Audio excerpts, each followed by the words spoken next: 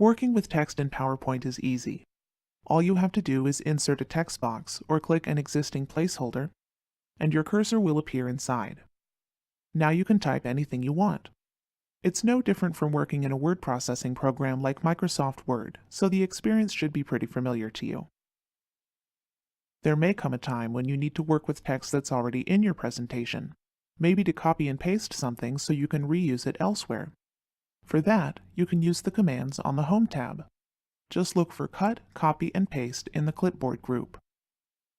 Alternatively, you could use keyboard shortcuts to perform these actions instead. Keyboard shortcuts can be a lot faster than commands because you don't have to keep returning to the ribbon to use them.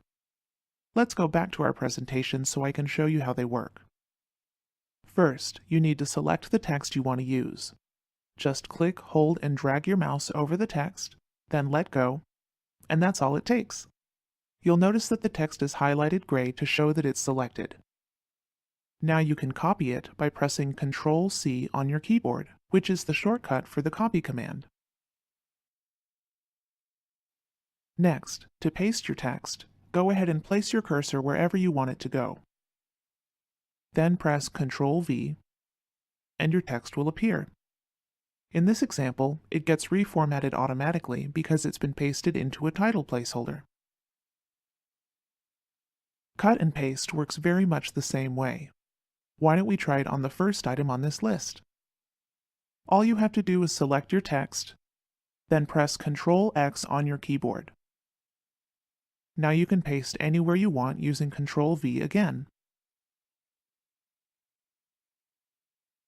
Another way to move text from one place to another is the drag and drop technique. This can be even faster than cut and paste because it requires fewer steps. First, select the text you want to move, then click, hold, and drag where you want it to go. When you're ready, release your mouse, and that's it. See how easy it is to move the text around?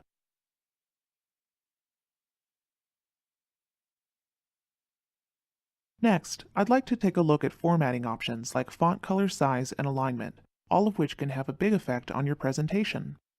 For instance, if we added just a little extra formatting here, I think we could really make this slide stand out. To format text in PowerPoint, you can select just the text you want, or you can select the entire text box and format everything inside at once. You might want to start with the options in the font group, where you'll find lots of different features that you can play around with. In this example, I'm going to choose a different font color, a different font, and a slightly bigger size. I think 35 should do it. I'm also going to format the text in italics. See what a difference all these changes can make? If you want to change the placement or alignment of your text, take a look at the commands in the paragraph group. Your options include left, center, right, and justified, which can be used to align paragraphs. I think centered looks the best. Also in this group, you can change the vertical alignment, the text direction, or add or remove bullets from your text box. These are all great ways to customize your text so your slide looks exactly the way you want. I think I'm happy with my choices, so I'm going to leave my text the way it is. Finally, in a long presentation like this, sometimes I have trouble finding a specific word or phrase that I know is in there somewhere. The Find feature can help by searching the presentation for you.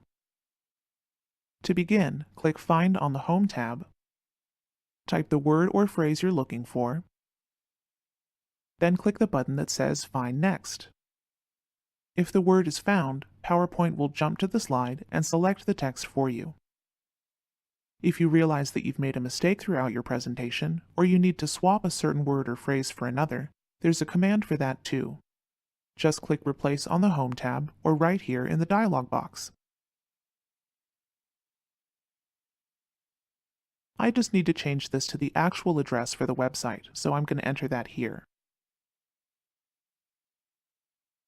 When you're ready, click the Replace button, and PowerPoint will replace the word and take you to the next instance automatically. You can even use Replace All to change every instance at once, so you don't have to cycle through them one by one. Now you know the basics, including find and replace, cut, copy, and paste, and even some formatting techniques. That should be everything you need to know to work with text in PowerPoint.